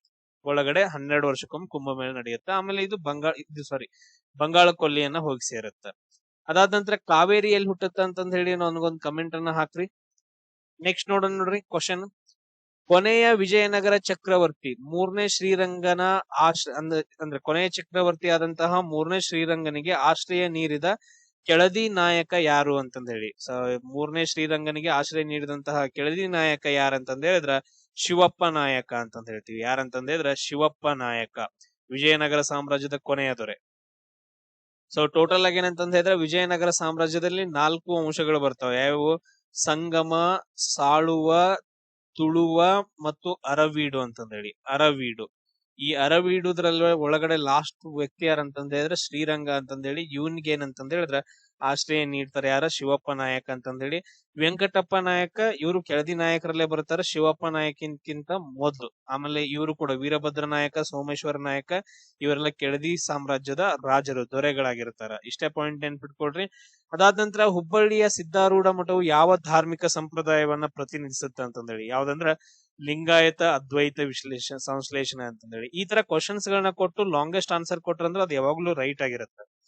90% ಲಾಂಗೆಸ್ಟ್ ಆನ್ಸರ್ ರೈಟ್ ಆಗಿರುತ್ತೆ. ಇದನ್ನ ನೆನ್ಪಿಟ್ಕೊಳ್ರಿ, ಯಾವ್ದಾದ್ರು ನಿಮ್ಗೆ ಗೊತ್ತಾಗ್ಲಿಲ್ಲ ಅಂದ್ರೆ. ಯಾಕಂತಂದ್ ಹೇಳಿದ್ರೆ ಈ ತರ ಹಿಂಗ್ ಈ ಕಡೆ ಒಂದು ವರ್ಡ್, ಈ ಕಡೆ ಒಂದು ವರ್ಡ್ ನಡು ಹಿಂಗ್ ಕೊಟ್ಬಿಟ್ಟು ದೊಡ್ಡ ಲೈನ್ ಕೊಟ್ಟಿದ್ದ ಅಂತಂದ್ ಹೇಳಿದ್ರೆ ಅದು ಆಕ್ಚುಲಿ ಯಾಕೆ ಕೊಟ್ಟಿರ್ತಾನೆ ಅಂದ್ರೆ ಅದು ಕರೆಕ್ಟ್ ಆನ್ಸರ್ ಆಗಿರುತ್ತೆ. ಆ ರೀಸನ್ ಗೋಸ್ಕರ ಕೊಟ್ಟಿರ್ತಾನೆ. ಈ ತರ ಕೆಲವೊಂದು ಥಿಂಗ್ಸ್ ಗಳನ್ನ ಹೇಳ್ಕೊಂತ ಹೋಗ್ತೀನಿ, ಅವಾಗ ನೆನ್ಪಿಟ್ಕೊಳ್ರಿ. ಎಸ್, ಇಲ್ಲಿ ನೋಡ್ರಿ, ವೀರಶೈವ ಲಿಂಗಾಯತ ಹಿಂಗ್ ಬಂದ್ರೆ ಇಲ್ಲಿ ಬಸವಣ್ಣರು ತುಂಬಾ ಇಂಪಾರ್ಟೆಂಟ್ ಆಗ್ತಾರೆ. ಬಸವಣ್ಣರು ಪ್ರತಿಪಾದಿಸಿದಂತದ್ದು. ಆಮೇಲೆ ಅದ್ವೈತ ಸಿದ್ಧಾಂತವನ್ನ ಹೇಳಿದವ್ರು ಯಾರಂದ್ರೆ ಶಂಕರಾಚಾರ್ಯರು. ಯಾರು? ಶಂಕರಾಚಾರ್ಯರು. ಇವ್ರೇನ್ ಮಾಡ್ತಾರಂದ್ರ 4 ಪ್ರದೇಶಗಳಲ್ಲಿ ಜ್ಯೋತಿರ್ಮಠಗಳನ್ನ ನಿರ್ಮಾಣ ಮಾಡ್ತಾರ. ಮೊದಲನೇ ಜ್ಯೋತಿರ್ಮಠ ಇಲ್ಲಿರುತ್ತೆ ಬದ್ರಿನಾಥದೊಳಗಡೆ, ಇನ್ನೊಂದು ದ್ವಾರಕಾದೊಳಗಡೆ ಕಾಳಿಪೀಠ ಅಂತಂದ್ ಹೇಳ್ತೀವಿ, ಇನ್ನೊಂದು ಪೂರಿ ಒಳಗಡೆ ಜಗನ್ನಾಥ ಪೀಠ, ಆಮೇಲೆ ಕರ್ನಾಟಕದ ಶೃಂಗೇರಿ ಒಳಗಡೆ ಶಾರದಾ ಪೀಠ. ಈ ಟೋಟಲ್ ಆಗಿ 4 ಏನಂತಂದ್ ಹೇಳಿದ್ರೆ ಜ್ಯೋತಿರ್ಮಠಗಳನ್ನ ನಿರ್ಮಾಣ ಮಾಡಿದಂತ ವ್ಯಕ್ತಿ ಶಂಕರಾಚಾರ್ಯರು. ಅದಾದ ನಂತರ ದ್ವೈತ ಸಿದ್ಧಾಂತ, ಇದನ್ನ ಮಧ್ವಾಚಾರ್ಯರು ಪ್ರತಿಪಾದಿಸ್ತಾರ. ಅದ್ವೈತ ಶಂಕರರಾದ್ರೆ ದ್ವೈತಲ್ಲ ಮಧ್ವ ಅಂತಂದ್ರೆ ಹಿಂಗ್ ನೆನ್ಪಿಟ್ಕೊಳ್ರಿ. ಅದಾದ ನಂತರ ಶಕ್ತಿ ವಿಶಿಷ್ಟಾದ್ವೈತ ಅಂತಂದ್ ಹೇಳಿ ಬರುತ್ತೆ. ಇನ್ನೊಂದು ಶಕ್ತಿ ವಿಶಿಷ್ಟಾದ್ವೈತ, ಅದನ್ನ ರಾಮಾನುಜಾಚಾರ್ಯರು ಪ್ರತಿಪಾದಿಸ್ತಾರ. ಅದಾದ ನಂತರ ಶಿರ್ಸಿ ಘಾಟ್ ವಿಸ್ತಾರವನ್ನ ಭೂವೈಜ್ಞಾನಿಕವಾಗಿ ಏನಂತಂದ್ ಹೇಳಿ ವರ್ಗೀಕರಿಸಲಾಗತ್ತ ಅಂತ ಕ್ವಶನ್ ಅನ್ನ ಕೇಳಿದಾರೆ. ಎಸ್, ಶಿರಾಡಿ ಘಾಟ್ ಅಥವಾ ಶಿರ್ಸಿ ಘಾಟ್ ಅಂತಂದ್ ಹೇಳ್ತೀವಲ್ಲ, ಅದನ್ನ ಏನಂತ ಕರೀತಾರ ಅಂದ್ರ ಅಕ್ರಿಯನ್ ಗ್ರೈನೈಟಿಕ್ ನೈಸ್ ಅಂತಂದ್ ಹೇಳಿ ಕರೀತಾರ. ಅಂದ್ರೆ ಅಲ್ಲಿ ಗ್ರೈನೈಟಿಕ್ ನೀಸ್ ಅನ್ನೋ ಒಂದು ಕಲ್ಲು ಬಾಳ್ ಸಿಗುತ್ತೆ ಅಲ್ಲಿ. ಆ ರೀಸನ್ ಗೋಸ್ಕರ ಅದನ್ನ ಅಕ್ರಿಯನ್, ನೀವ್ ನೋಡಿರ್ಬೋದು ಶಿರ್ಸಿ ಕಡೆ ಎಲ್ಲ ಕಲ್ಲುಗಳು ಹೆಂಗ್ ಬರ್ತಾವ ಅಂತಂದ್ ಹೇಳಿದ್ರೆ ಗ್ರೈನೈಟಿಕ್ ನೀಸ್ ಬರ್ತದ. ಎಸ್, ಅಲ್ಲೆಲ್ಲ ಯಾವ ತರ ಕಲ್ಲುಗಳು ಬರ್ತಾವ ಅಂದ್ರೆ ಈ ತರ ನೋಡ್ರಿ, ಈ ತರ ಕಲ್ಲುಗಳು ಬರ್ತಾವ. ಇದನ್ನ ನಾವು ನೀಸ್ ಕಲ್ಲುಗಳು ಅಂತಂದ್ ಹೇಳ್ತೀವಿ, ಗ್ರಾನೈಟಿಕ್ ನೀಸ್. ಈ ತರ ಕಲ್ಲುಗಳು ಬರೋದ್ರಿಂದ ನೀವು ನೋಡಿದಿರಿ, ಅದಕ್ಕೋಸ್ಕರ ಅದನ್ನ ನಾವು ಏನಂತ ಕರಿತೀವಿ? ಆರ್ಕಿಯನ್ ಗ್ರಾನೈಟಿಕ್ ನೀಸ್ ಅಂತಂದ್ ಹೇಳಿ ಕರೀತಾರ ಶಿರಾಡಿ ಘಾಟದ್ದು. ಇದು ಅತ್ಯಂತ ಇದು ಪ್ರಾಚೀನ ಶಿಲಾಪದರ ಅಂತ ಕೂಡ ಹೇಳ್ತೀವಿ. ಇದನ್ನ ನೆನ್ಪಿಟ್ಕೊಳ್ರಿ. ಆಮೇಲೆ ಧಾರವಾಡ ಶಿಸ್ಟ್ ಅಂತಂದ್ ಹೇಳಿದ್ರೆ ನಾನು ಆಗ್ಲೇ ಹೇಳ್ದಲ್ಲ, ಇಲ್ಲಿ ಚಿನ್ನ ಮತ್ತು ಕಬ್ಬಿಣದ ಅಧಿಕಾರಿಗಳು ಜಾಸ್ತಿ ಸಿಗ್ತಾವ. ಆಮೇಲೆ ನೆಕ್ಸ್ಟ್ ಮೆಕ್ಕಲು ಮಣ್ಣಿನ ನಿಕ್ಷೇಪಗಳು ಅಂತಂದ್ ಬಂದ್ರ ಇದು ಎಲ್ಲೆಲ್ಲಿ ಕಂಡು ಬರುತ್ತೆ ಅಂತಂದ್ ಹೇಳಿದ್ರೆ ಈ ಪ್ರದೇಶದಲ್ಲಿ ವೋಲ್ಕ್ಯಾನಿಕ್ ಇರಪ್ಷನ್ ಆಗತ್ತ. ವೋಲ್ಕ್ಯಾನಿಕ್ ಜ್ವಾಲಾಮುಖಿಗಳಿಂದ ಏನಂತಂದ್ ಹೇಳಿದ್ರೆ ಅಲ್ಲಿರುವಂತಹ ಲಾವಾ ರಸ ಎಲ್ಲೆಲ್ಲಿವರೆಗೂ ಹರಿಯುತ್ತ ಅಲ್ಲಿವರೆಗೂ ಏನಂದ್ರ ಅಲ್ಲಿರುವಂತಹ ಬಸಾಲ್ಟ್ ರಾಕ್. ಯಾವ ರಾಕ್? ಬಸಾಲ್ಟ್ ರಾಕ್ ಅಂತಂದ್ ಕರಿತೀವಿ. ಈ ಬಸಾಲ್ಟ್ ರಾಕ್ ಅಂತಂದ್ ಹೇಳಿದ್ರೆ ಕರಿಕಲ್ ಅಂತಂದ್ ಹೇಳಿ ನಮ್ ಕನ್ನಡದಾಗ. ಈ ಕರಿಕಲ್ ಇದ್ದು ಬಸಾಲ್ಟ್ ರಾಕ್ ಇದ್ದು ಸಣ್ಣ ಮಣ್ಣುಗಳಾಗಿ, ಅಂದ್ರೆ ಸಣ್ಣ ಕಲ್ಲಿನ ರಚನೆಗಳಾಗಿ ನೆಕ್ಸ್ಟ್ ಏನಂದ್ರೆ ಅದು ಮಣ್ಣಾಗಿ ರಚನೆ ಆಗತ್ತ. ಅದನ್ನ ನಾವು ಏನಂತ ಕರಿತೀವಿ ಅಂತಂದ್ ಹೇಳಿದ್ರೆ ಮೆಕ್ಕಲು ಮಣ್ಣಲ್ಲ, ನಾನು ಹೇಳ್ತಾ ಇರೋದು ಇವಾಗ ಕರಿಮಣ್ಣು, ಬ್ಲಾಕ್ ಸಾಯಿಲ್ ಬಗ್ಗೆ ಹೇಳ್ತಾ ಇರೋದು ಇವಾಗ. ಬ್ಲಾಕ್ ಸಾಯಿಲ್ ಹೆಂಗ್ ಫಾರ್ಮೇಶನ್ ಆಯ್ತು ಅಂತಂದ್ ಹೇಳಿ. ಇದು ಎಲ್ಲೆಲ್ಲಿ ಕಂಡು ಬರುತ್ತಾ? ಮಧ್ಯಪ್ರದೇಶ, ಮಹಾರಾಷ್ಟ್ರ ಮತ್ತು ಕರ್ನಾಟಕ, ತೆಲಂಗಾಣ ಇಷ್ಟೇ ರಾಜ್ಯಗಳಲ್ಲಿ ಅತಿ ಹೆಚ್ಚು ಕಂಡು ಬರೋದು ಮಹಾರಾಷ್ಟ್ರದೊಳಗಡೆ. ಕರ್ನಾಟಕದಲ್ಲಿ ಇಲ್ಲಿ ಕಂಡು ಬರುತ್ತಂದ್ರ ಉತ್ತರ ಕರ್ನಾಟಕದ ಭಾಗಗಳಲ್ಲಿ ಬ್ಲಾಕ್ ಸಾಯಿಲ್ ಕಂಡು ಬರುತ್ತೆ. ಮೆಕ್ಕಲು ಮಣ್ಣು ಅಂತಂದ್ ಹೇಳಿದ್ರೆ ನದಿಯಿಂದ ನಿರ್ಮಿತವಾದಂತಹ ಮಣ್ಣುಗಳು ಅತಿ ಹೆಚ್ಚು ಎಲ್ಲಿ ಕಂಡು ಬರ್ತಾವ ಅಂತಂದ್ ಹೇಳಿದ್ರೆ ಉತ್ತರ ಭಾರತದೊಳಗಡೆ. ಉತ್ತರ ಭಾರತದಲ್ಲಿ ಎಲ್ಲಿ ಕಂಡು ಬರ್ತಾವ? ಅತಿ ಹೆಚ್ಚು ಮೆಕ್ಕಲು ಮಣ್ಣು ಕಂಡು ಬರ್ತಾವ. ಆಮೇಲೆ ಇಲ್ಲಿ ಎಲ್ಲಿ ಕಂಡು ಬರ್ತಾವ ಅಂತಂದ್ರೆ ಈ ಪ್ರದೇಶಗಳಲ್ಲಿ. ಯಾಕ? ನದಿಯಿಂದ ನಿರ್ಮಿತವಾದ ಪ್ರದೇಶಗಳಲ್ಲಿ, ನದಿ ಜಲಾನಯನ ಪ್ರದೇಶಗಳಲ್ಲಿ ಮೆಕ್ಕಲು ಮಣ್ಣು ಜಾಸ್ತಿ ಕಂಡು ಬರುತ್ತ. ಅದ್ರಲ್ಲೂ ಒಂದ್ ಯಾವ್ದು ಬಂಗರ್ ಮಣ್ಣು ಅಂತಂದ್ ಹೇಳಿ ಬರುತ್ತ. ಇನ್ನೊಂದ್ ಯಾವ್ದು ಬರುತ್ತ ಅಂತಂದ್ ಹೇಳಿದ್ರೆ ಕದರ್ ಮಣ್ಣು ಅಂತಂದ್ ಹೇಳಿ. ಈಗ ನೋಡ್ರಿ, ಈಗ ಒಂದ್ ನದಿ ಇರತ್ತ. ಈ ನದಿಗೆ ಏನಂತಂದ್ ಹೇಳಿದ್ರೆ ಪ್ರವಾಹ ಬಂದು ಎಲ್ಲಾ ಮಣ್ಣೆಲ್ಲ ಈ ಕಡೆ ಬಂದ್ಬಿಟ್ಟು ಸ್ಟೋರ್ ಆಗಿರತ್ತ. ಒಂದು 100 ಇಯರ್ಸ್ ಆಗಿರತ್ತ ಅನ್ಕೊಳ್ರಿ. ಆ ಮಣ್ಣನ್ನ ನಾವೇನಂತ ಕರಿತೀವಿ ಅಂದ್ರೆ ಬಂಗಾರ ಮಣ್ಣು ಅಂತ ಕರಿತೀವಿ. ಅಂದ್ರೆ ಹಳೆಯ ಮೆಕ್ಕಲು ಮಣ್ಣನ್ನ. ಇದಾದ ನಂತರ ನೆಕ್ಸ್ಟ್ 100 ಇಯರ್ಸ್ ಆದ ನಂತರ ಸಡನ್ ಆಗಿ ಏನಂದ್ರೆ ಮಳಿ ಜಾಸ್ತಿ ಆಗತ್ತೆ, ಪ್ರವಾಹ ಬಂದು ಹೊಸ ಮಣ್ಣು ಬಂದು ಸ್ಟೋರ್ ಆಗತ್ತ. ಆ ಹೊಸ ಮಣ್ಣನ್ನ ನಾವು ಕದರ್ ಜಾಸ್ತಿ ಇರ್ತದಕ್ಕ ಅದಕ್ಕೆ ಕದರ್ ಮಣ್ಣು ಅಂತಂದ ಹೇಳಿ. ಈ ತರ ಈ ರೀತಿಯಾಗಿ ನೆನ್ಪಿಟ್ಕೊಳ್ರಿ, ಬಂಗಾರ ಅಂಡ್ ಕದರ್ ಮಣ್ಣು ಅಂತಂದ ಹೇಳಿ. ಮೆಕ್ಕಲು ಸಾಯಿಲ್ ಅಲ್ಲಿ ಅಲ್ಲುವಿಯಲ್ ಸಾಯಿಲ್. ನೆಕ್ಸ್ಟ್, ನೇತ್ರಾವತಿ ನದಿಯು ಮಂಗಳೂರಿನ ವಿಶಿಷ್ಟವಾದ ನದಿ ಮುಖವನ್ನ ಹೊಂದೈತೆ. ಪರಿಸರ ವ್ಯವಸ್ಥೆಯನ್ನ ಇದ್ರದ ಲವಣಾಂಶದ ಒಳನುಸುವಿಕೆಗೆ ಪ್ರಮುಖ ಕಾರಣ ಏನು ಅಂತಂದೇಳಿ, ಅಲ್ಲಿರುವಂತ ಲವಣಾಂಶಗಳೆಲ್ಲ ಏನಂತಂದ್ರೆ ಎಲ್ಲಿ ಹೋಗಿ ಸೇರತ್ತ, ಸಮುದ್ರವನ್ನ ಹೋಗಿ ಸೇರತ್ತ. ರೀಸನ್ ಏನಂತಂದ್ರೆ ಎ ಮತ್ತು ಬಿ, ಕಡಿಮೆ ಹರಿವು, ಆಮೇಲೆ ಮರಳು ಗಣಿಗಾರಿಕೆ ಜಾಸ್ತಿ ಐತೆ ಅಲ್ಲಿ. ಮರಳು ಗಣಿಗಾರಿಕೆ ಜಾಸ್ತಿ ಇರೋದ್ರಿಂದ. ಇಷ್ಟೇ ನೆನ್ಪಿಟ್ಕೊಳ್ರಿ, ಇದ್ರ ಬಗ್ಗೆ ಏನು ಬೇಡ. ನೋಡ್ರಿ, ನೇತ್ರಾವತಿ ನದಿ ಬಗ್ಗೆ ಕೆಲವೊಂದು ಇಂಪಾರ್ಟೆಂಟ್ ಪಾಯಿಂಟ್ಸ್ ಗಳು. ಇದು ಮಂಗಳೂರು ಮತ್ತು ದಕ್ಷಿಣ ಕನ್ನಡ ಜಿಲ್ಲೆಗೆ ನೀರನ್ನ ಒದಗಿಸುತ್ತೆ. ಇದು ಇಂಪಾರ್ಟೆಂಟ್. ಅದಾದ ನಂತರ ಇದು ಎಲ್ಲಿ ಹುಟ್ಟುತ್ತಂತ ಹೇಳಿದ್ರೆ ಕುದುರೆಮುಖ ಶ್ರೇಣಿಯ ಬಾಂಗ್ರಾ ಕಣಿವೆಯಲ್ಲಿ, ಬಾಂಗ್ರಾ ಬಳಿಕ ಕಣಿವೆ ಪಕ್ಕ ಹುಟ್ಟುತ್ತೆ. ಜಸ್ಟ್ ಕುದುರೆಮುಖ ಅಂತ ನೆನ್ಪಿಟ್ಕೊಳ್ರಿ. ಟೋಟಲ್ ಆಗಿ 103 ಕಿಲೋಮೀಟರ್ ಹರಿಯುತ್ತೆ. ಇದಕ್ಕೊಂದು ಉಪನದಿ ಕುಮಾರಧಾರ ನದಿಯೊಂದಿಗೆ ಉಪ್ಪಿನಂಗಡಿ ಒಳಗಡೆ ಒಂದು ಪವಿತ್ರ ಪಟ್ಟಣ ಐತೆ ಕುಮಾರಧಾರ. ಇದ್ರಲ್ಲಿ ಯಾವ್ದು ಪಟ್ಟಣ ಅಂತಂದ ಹೇಳಿ ನನಗೊಂದು ಕಮೆಂಟ್ ಅನ್ನ ಹಾಕ್ರಿ. ಅದಾದ ನಂತರ ಇದು ಅರಬ್ಬಿ ಸಮುದ್ರವನ್ನ ಸೇರುತ್ತಾ ಮಂಗಳೂರು ಬಳಿ. ಸೊ ಇಲ್ಲಿ ಏನಂತಂದ್ರೆ ಮಂಗಳೂರು ಬಳಿ ಇದು ಸೇರೋಕ್ಕಿಂತ ಮುಂಚೆ ಇದಕ್ಕೊಂದು ನದಿ ಬಂದ್ ಸೇರುತ್ತ, ಗುರುಪುರ್ ಅಂತಂದೇಳಿ. ಯಾವ ನದಿ ಬಂದ್ ಸೇರುತ್ತ? ಗುರುಪುರ್ ನದಿ ಬಂದ್ ಸೇರುತ್ತ. ಅದ್ರ ಜೊತೆ ಸೇರ್ಕೊಂಡ್ ಏನಂತಂದ್ರೆ ಅರಬ್ಬಿ ಸಮುದ್ರವನ್ನ ಸೇರುವಂತಹ ನೇತ್ರಾವತಿ ನದಿ ತುಂಬಾ ಇಂಪಾರ್ಟೆಂಟ್ ಆಗತ್ತೆ. ಅದಾದ ನಂತರ ನೆಕ್ಸ್ಟ್ ಈ ನದಿ ದಡದಲ್ಲಿ ಧರ್ಮಸ್ಥಳ ಕೂಡ ಬರುತ್ತೆ, ಈ ನದಿ ದಡದಲ್ಲಿ. ಆಮೇಲೆ ಇಲ್ಲಿರುವ ನದಿ ನೀರೇನಂತಂದ್ರೆ ಸಮುದ್ರಕ್ಕ ವೇಸ್ಟ್ ಆಗತ್ತೆ. ಇಲ್ಲಿ ಯಾವುದೇ ರೀತಿ ಡ್ಯಾಮ್ಸ್ ಗಳನ್ನ ಕಟ್ಬಿಟ್ಟು ಇಲ್ಲ ಯೂಸ್ ಮಾಡ್ಕೊಂತಿಲ್ಲ. ಇಲ್ಲಿರೋ ನದಿ ನೀರನ್ನ ಏನ್ ಮಾಡ್ಬೇಕಂತಂದ ಹೇಳಿದ್ರೆ ಬೇರೆ ಜಿಲ್ಲೆಗಳಿಗೆ ಹಾಕ್ಬೇಕು, ತಗೊಂಡ್ ಬರ್ಬೇಕು ಅಂತ ತಿರುಗಿಸುವ ಯೋಜನೆ. ಆ ನೀರನ್ನ ತಿರುಗಿಸುವ ಯೋಜನೆಯನ್ನ ಮಾಡಿದಾರ. ಅದೇ ಯಾವ್ದಂತಂದ ಹೇಳಿದ್ರೆ ಎತ್ತಿನ ಹೊಳೆ ಯೋಜನೆ ಅಂತಂದ ಹೇಳ್ತೀವಿ. ಇವಾಗ ಅದು ತೀವ್ರ ವಿವಾದದಲ್ಲೈತೆ. ಇಷ್ಟು ಪಾಯಿಂಟ್ಗಳು ಈ ನದಿಯ ಬಗ್ಗೆ. ಅದಾದ ನಂತರ ನೆಕ್ಸ್ಟ್ ಅಷ್ಟು ಕ್ವಶನ್ ಗಳನ್ನ ಕೇಳ್ತಾರೆ, ಅದ್ ಬಿಟ್ರೆ ಮತ್ತೇನ್ ಕೇಳಂಗಿಲ್ಲ ಅಲ್ಲಿ. ನೆಕ್ಸ್ಟ್ ಕ್ವಶನ್, ಉತ್ತರ ಮೈದಾನ ಪ್ರದೇಶದ ಅತಿ ದೊಡ್ಡ ಭಾಗವನ್ನ ಯಾವ ಮಣ್ಣಿನ ಗುಂಪು ಆರಿಸ್ಕೊಂಡೈತೆ ಅಂತಂದೇಳಿ. ನೋಡ್ರಿ, ನಮ್ ಕರ್ನಾಟಕ ಬಂದ್ರೆ, ನಮ್ ಕರ್ನಾಟಕ ಹಂಗಿಲ್ಲ, ಈ ರೀತಿಯಾಗಿ ಬರುತ್ತೆ. ಡಯಾಗ್ರಾಮ್ ಅಷ್ಟೊಂದ್ ಚೆನ್ನಾಗಿ ಬರಂಗಿಲ್ಲ, ಆದ್ರೂ ಇದೇ ಕರ್ನಾಟಕ ಅಂತ ಅನ್ಕೊಳ್ರಿ, ಅನ್ಕೊಳ್ಳೇಬೇಕು. ಎಸ್, ಇಲ್ಲಿ ಏನಂತಂದ ಹೇಳಿದ್ರೆ ಇದು ಉತ್ತರ ಮೈದಾನ, ದಕ್ಷಿಣ ಮೈದಾನ ಮತ್ತು ಉತ್ತರ ಮೈದಾನ ಅಂತಂದ ಹೇಳ್ತೀವಿ. ನನ್ ಕರ್ನಾಟಕ ಜಿಯೋಗ್ರಫಿ ಕ್ಲಾಸಸ್ ಗಳು ಇದಾವ, ಸೊ ನೀವು ನೋಡ್ಬೋದು. ಪ್ಲೇ ಲಿಸ್ಟ್ ಐತೆ, ಕೋರ್ಸ್ ಅನ್ನ ಮಾಡಿದೀನಿ. ಸೊ ಈಗ ಆಲ್ರೆಡಿ ವಿಡಿಯೋಸ್ ಗಳನ್ನ ಅಪ್ಲೋಡ್ ಮಾಡ್ತಿದ್ದೀನಿ. ನೆಕ್ಸ್ಟ್ ನೋಡ್ರಿ, ಉತ್ತರ ಮೈದಾನ ಅಂತಂದ ಹೇಳಿದ್ರ ನಿಮ್ಗೆ ಅದ್ರಲ್ಲಿ 100% GK ಎಲ್ಲ ಕವರ್ ಆಗತ್ ನೋಡ್ರಿ. ಈ ಉತ್ತರ ಮೈದಾನದೊಳಗಡೆ ಯಾವ ಸಾಯಿಲ್ ಕಂಡು ಬರುತ್ತಂದ್ರ ಆಲ್ಮೋಸ್ಟ್ ಬ್ಲಾಕ್ ಸಾಯಿಲ್ ಕಂಡು ಬರುತ್ತೆ. ನಾನು ಆಲ್ರೆಡಿ ಡಿಸ್ಕಷನ್ ಮಾಡಿದೀನಿ. ಇಲ್ಲಿ ಏನಂತಂದ ಹೇಳಿದ್ರೆ ಮಧ್ಯಮದ ಕಪ್ಪು ಮಣ್ಣು ಕಂಡು ಬರುತ್ತೆ. ಅದಾದ ನಂತರ ನೆಕ್ಸ್ಟ್ ಇಲ್ಲಿ ಏನಂತಂದ ಹೇಳಿದ್ರೆ ಆಲ್ರೆಡಿ ದಕ್ಷಿಣದ ಅಂದ್ರ ಲಾವಾರಸದಿಂದ ಉಂಟಾಗೈತೆ ಅಂತಂದ ಹೇಳ್ತೀವಿ. ಅತಿ ಹೆಚ್ಚು ಇಲ್ಲಿ ಯಾವ ಬೆಳೆಯನ್ನ ಬೆಳಿತಾರ ಅಂದ್ರ ಹತ್ತಿ ಬೆಳೆಯನ್ನ ಜಾಸ್ತಿ ಬೆಳಿತಾರ. ಇಲ್ಲಿ ಏನಂತಂದ್ರೆ ಹತ್ತಿ ಬೆಳೆಯನ್ನ ಜಾಸ್ತಿ ಬೆಳಿತಾರ. ಆಮೇಲೆ ನೆಕ್ಸ್ಟ್ ಕರಾವಳಿ ಪ್ರದೇಶಗಳಲ್ಲಿ, ಈ ಪ್ರದೇಶಗಳಲ್ಲಿ ಕರಾವಳಿ ಪ್ರದೇಶಗಳಲ್ಲಿ ಅಥವಾ ಮಲೆನಾಡು ಪ್ರದೇಶಗಳಲ್ಲಿ ಯಾವ ಮಣ್ಣು ಕಂಡು ಬರುತ್ತ? ಲ್ಯಾಟ್ರೈಟ್ ಮಣ್ಣು ಕಂಡು ಬರುತ್ತ. ಯಾಕಂತಂದ್ರೆ ಅತಿ ಹೆಚ್ಚು ಮಳೆ ಬೀಳುವ ಪ್ರದೇಶಗಳಲ್ಲಿ ಆ ಮಣ್ಣು ಏನಾಗತ್ತ ಅಂತಂದ ಹೇಳಿದ್ರ ಆ ಮಣ್ಣಿನಲ್ಲಿರುವಂತ ಎಲ್ಲಾ ಪೋಷಕಾಂಶಗಳು ಹರಿದ್ಬಿಟ್ಟು ಏನಂತಂದ್ರೆ ನದಿಯನ್ನ ಸೇರಿ ಹೊರಟೋಗ್ಬಿಡ್ತಾವ. ಅಲ್ಲಿ ಉಳಿದಿರುವಂತ ಒಂದು ಮಣ್ಣು ಇರುತ್ತಲ್ಲ, ಜಿಗಟಾದ ಮಣ್ಣು, ಅದನ್ನ ನಾವು ಲ್ಯಾಟ್ರೈಟ್ ಮಣ್ಣು ಅಂತ ಕರಿತೀವಿ. ಇದು ಮಲೆನಾಡು ಪ್ರದೇಶಗಳಲ್ಲಿ ಮತ್ತು ಕರಾವಳಿ ಪ್ರದೇಶಗಳಲ್ಲಿ ಕಂಡು ಬರುವಂತ ಮಣ್ಣಾಗೈತೆ. ಅದಾದ ನಂತರ ನೆಕ್ಸ್ಟ್ ನೋಡ್ರಿ ಪಾಯಿಂಟ್, ಘಟಪ್ರಭಾ ನದಿಯು ಇಲ್ಲೇ ಇನ್ನೊಂದು ಪಾಯಿಂಟ್ ನೆನ್ಪಿಟ್ಕೊಡ್ರಿ. ಇದನ್ನ ಬಿಟ್ರೆ ನೆಕ್ಸ್ಟ್ ಈ ಕಡೆ ಲ್ಯಾಟ್ರೈಟ್ ಮಣ್ಣು, ಈ ಕಡೆ ಬ್ಲಾಕ್ ಸಾಯಿಲ್. ಇದನ್ನ ಬಿಟ್ರೆ ಉಳಿದ ಕಡೆ ಏನಂತಂದ್ರೆ ಕೆಂಪು ಮಣ್ಣು ಕಂಡು ಬರುತ್ತ. ನಮ್ಮ ಕರ್ನಾಟಕದಲ್ಲಿ ಅತಿ ಹೆಚ್ಚು ಮಣ್ಣು ಯಾವ್ದು ಕಂಡು ಬರುತ್ತೆ? ಕೆಂಪು ಮಣ್ಣು ಕಂಡು ಬರುತ್ತ. ಅದಾದ ನಂತರ ರೀಸನ್ ಏನು ಅದು ಕೆಂಪಾಗಿ ಕಾಣಿಸೋಕೆ? ಐರನ್. ಆ ಮಣ್ಣಿನಲ್ಲಿ ಐರನ್ ಕಂಟೆಂಟ್ ಇರೋದ್ರಿಂದ. ಈಗ ನೋಡ್ರಿ, ಬ್ಲಡ್ ಒಳಗಡೆ ಐರನ್ ಕಂಡು ಬರುತ್ತ. ಬ್ಲಡ್ ಒಳಗಡೆ ಹಿಮೋಗ್ಲೋಬಿನ್, ಕೆಂಪು ರಕ್ತ ಕಣದ ಹಿಮೋಗ್ಲೋಬಿನ್, ಈ ಹಿಮೋಗ್ಲೋಬಿನ್ ಒಳಗಡೆ ಐರನ್ ಕಂಡು ಬರುತ್ತೆ. ಸೊ ಆ ರೀಸನ್ ಇಂದ ಕೆಂಪು ಮಣ್ಣು ಅಂತಂದ್ ಹೇಳ್ತೀವಿ. ಸೇಮ್ ಅದೇ ತರ ಮಣ್ಣಿನಲ್ಲಿ ಕೆಂಪಾಗಿ ಕಂಡ್ರೆ ಅದು ಕೆಂಪು ಮಣ್ಣು. ಗ್ರಹಗಳಲ್ಲಿ ಯಾವ ಗ್ರಹದಲ್ಲಿ ಐರನ್ ಕಂಡು ಬರುತ್ತಾ? ಮಂಗಳ ಗ್ರಹ. ಅದಕ್ಕೋಸ್ಕರ ಅದನ್ನ ನಾವು ಕೆಂಪು ಗ್ರಹ ಅಂತ ಕರಿತೀವಿ. ಇಷ್ಟು ಪಾಯಿಂಟ್ಗಳ. ಅದಾದ ನಂತರ ಘಟಪ್ರಭಾ ನದಿ ಕಣಿವೆಯು ಯಾವ ಜಿಲ್ಲೆಯಲ್ಲಿ ತನ್ನ ಕಾಸ್ಟ್ ವೈಶಿಷ್ಟ್ಯಗಳಿಗೆ ಹೆಸರುವಾಸಿಯಾಗೈತೆ ಅಂತಂದೇಳಿ, ಯಾವ ನಗರದಲ್ಲಿ? ಎಲ್ಲಿ ಅಂತಂದ ಹೇಳಿದ್ರ ಬೆಳಗಾವದೊಳಗಡೆ. ಘಟಪ್ರಭಾ ನದಿ ಎಲ್ಲಿ ಹರಿಯುತ್ತೆ ಅಂತಂದ ಹೇಳಿದ್ರ ಬೆಳಗಾವದೊಳಗಡೆ. ಇದ್ರ ಸುತ್ತಮುತ್ತ ಏನಂತಂದ ಹೇಳಿದ್ರ ಸುಣ್ಣದ ಕಲ್ಲಿನ ಪ್ರದೇಶಗಳು ಕಂಡು ಬರ್ತಾವ. ಸುಣ್ಣದ ಕಲ್ಲಿನ ವಿಶಿಷ್ಟ ಆಕೃತಿಗಳು ಕಂಡು ಬರ್ತಾವ. ಅದಕ್ಕೋಸ್ಕರ ಅದನ್ನ ನಾವು ಏನಂತ ಕರಿತೀವಿ ಅಂದ್ರೆ ಕಾಸ್ಟ್ ಅಂತಂದ ಹೇಳಿ ಕರಿತೀವಿ. ಕಾರ್ಸ್ಟ್ ಅಂತಂದ ಹೇಳಿ ಕರಿತೀವಿ. ಸುಣ್ಣದ ಕಲ್ಲಿನಿಂದ ಸಣ್ಣ ಸಣ್ಣ ಗುಹೆಗಳಾಗಿರ್ಬೋದು, ಸಣ್ಣ ಸಣ್ಣ ಜಲಪಾತಗಳು ಉಂಟಾಗಿರ್ತಾವ. ಆ ಸ್ಥಳಾಕೃತಿಯನ್ನ ನಾವು ಕಾರ್ಸ್ಟ್ ಅಂತಂದ ಹೇಳಿ. ಅದು ಎಲ್ಲಿ ಕಂಡು ಬರುತ್ತಂದ್ರ ಬೆಳಗಾವಿ ಒಳಗಡೆ ಕಂಡು ಬರುತ್ತ. ಆಮೇಲೆ ನೆಕ್ಸ್ಟ್ ನೋಡ್ರಿ, ಘಟಪ್ರಭಾ ನದಿಗೆ ಒಂದು ಡ್ಯಾಮ್ ಅನ್ನ ಕಟ್ತಾರ. ಆ ಡ್ಯಾಮ್ ಯಾವುದು ಅಂತಂದ ಹೇಳಿ ನನಗೆ ಕಮೆಂಟ್ ಅನ್ನ ಹಾಕ್ರಿ, ಘಟಪ್ರಭಾ ನದಿಗೆ. ಆಮೇಲೆ ಘಟಪ್ರಭಾ ನದಿ ಎಲ್ಲಿ ಹೋಗಿ ಸೇರುತ್ತೆ ಅಂದ್ರೆ ಕೃಷ್ಣಾ ನದಿಯನ್ನ ಹೋಗಿ ಸೇರುತ್ತೆ. ನೆಕ್ಸ್ಟ್ ಕ್ವಶನ್ ನೋಡ್ರಿ, ಬಾಬಾ ಬುಡನ್ಗಿರಿಯ 2ನೇ ಎತ್ತರದ ಶಿಖರ ಯಾವುದು? ಸೊ ಬಾಬಾ ಬುಡನ್ಗಿರಿಯಲ್ಲಿ ಮುಳ್ಳಯ್ಯನಗಿರಿ ಏನಂತಂದ ಹೇಳಿದ್ರೆ ಅತ್ಯಂತ ಎತ್ತರದ ಶಿಖರ. ಇವನ್ ಕರ್ನಾಟಕದಲ್ಲಿ ಅತ್ಯಂತ ಎತ್ತರದ ಶಿಖರ ಯಾವ್ದು ಅಂತಂದ ಹೇಳಿದ್ರೆ ಮುಳ್ಳಯ್ಯನಗಿರಿ ಅಂತಂದ ಹೇಳ್ತೀವಿ. ಆಮೇಲೆ ಮುಳ್ಳಯ್ಯನಗಿರಿ ಆದ ನಂತರ ನೆಕ್ಸ್ಟ್ ಇರುವಂತದ್ದು ಯಾವ್ದು ಅಂತಂದ ಹೇಳಿದ್ರ ಯಾವ್ದಂತಂದ ಹೇಳ್ತೀವಿ, ದೇವಿರಮ್ಮನ ಬೆಟ್ಟ. ಯಾವ್ದಪ್ಪಾ ಅಂತಂದ್ರೆ ದೇವಿರಮ್ಮನ ಬೆಟ್ಟ ಅಂತಂದ ಹೇಳ್ತೀವಿ.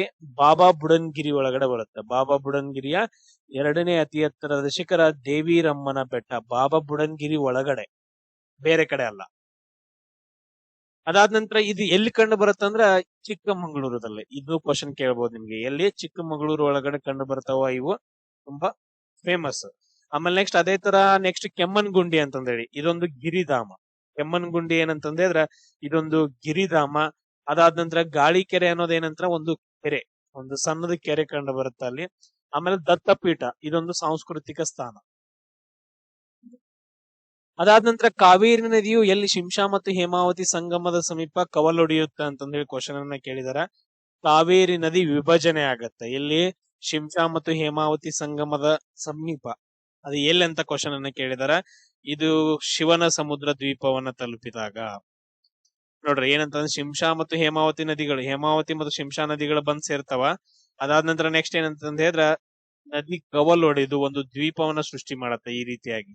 ನೆಕ್ಸ್ಟ್ ಮತ್ತೆ ಹೋಗಿ ಸೇರುತ್ತೆ. ಆ ದ್ವೀಪ ಯಾವ್ದಂತಂದ ಹೇಳಿದ್ರ ಈ ತರ ದ್ವೀಪ ಬರುತ್ತೆ, ಇದು ಭೂಮಿ. ಸೊ ಇದು ಯಾವ್ದಂತಂದ್ರೆ ಶಿವನ ಸಮುದ್ರ ಅಂತ ಕರಿತೀವಿ. ಅದನ್ನ ಏನಂತ ಕರಿತೀವಿ ಅಂತಂದ ಹೇಳಿದ್ರ ಶಿವನ ಸಮುದ್ರ ಅಂತಂದ ಹೇಳಿ.